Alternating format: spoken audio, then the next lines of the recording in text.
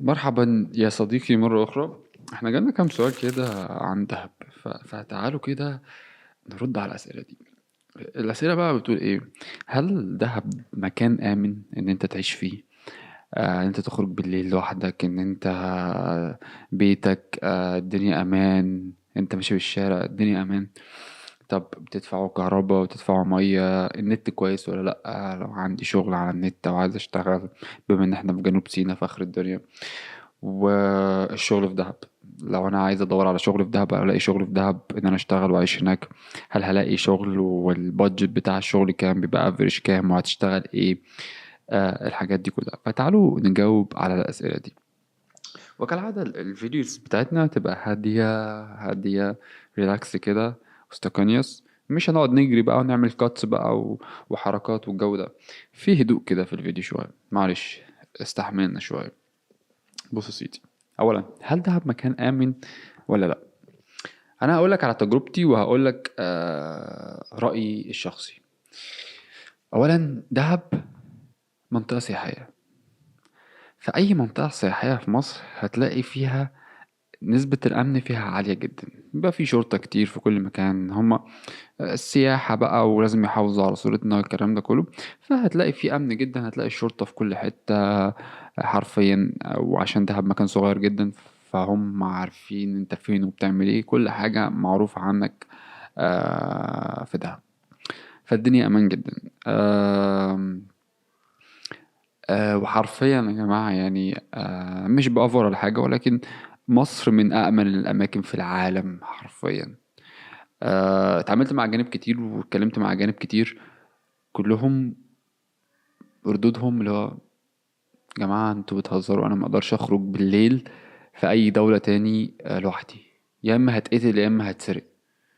هنا لأ، الناس بتمشي براحتها وبتخرج بالليل وممكن يرجعوا الساعة 3 بالليل عادي، والدنيا أمان جدا.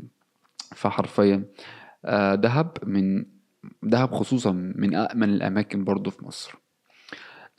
تجربتي الشخصية، حرفيا أنا ممكن أنسى حاجات كتير في كذا مكان وأرجع على هذا ما هي. أنا بيتي الشبابيك كانت مفتوحة لمدة شهر كامل لما مشيت.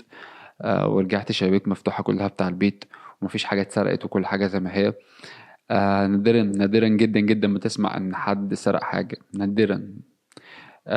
ولو اتسرق حاجة هتلاقي تاني يوم ايه، نفس اليوم لو عملت بلاغ الشرطة بتجيب لك الشخص اللي سرق الحاجة وتجيب لك الحاجة بتاعتك.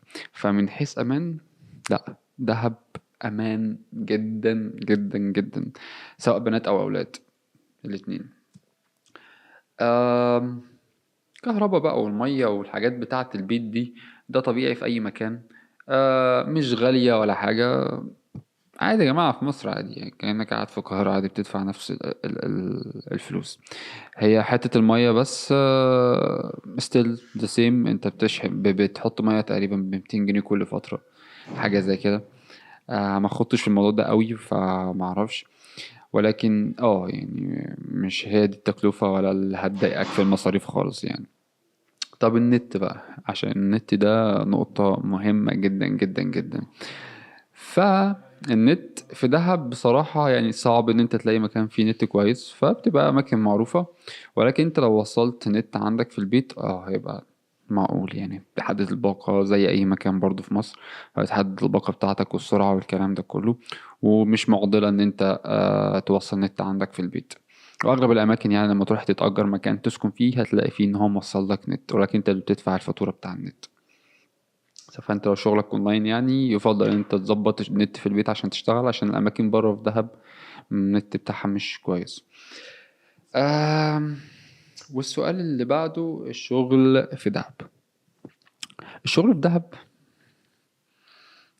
لو انت رايح تشتغل في دهب، نادرا ما تلاقي شغل بمرتب كويس. الاسعار بتاع والمرتبات مش احسن حاجة كشغل في دهب. انما ممكن تلاقي لو انت عندك سكيلز كويسة، ممكن تلاقي بوزيشنز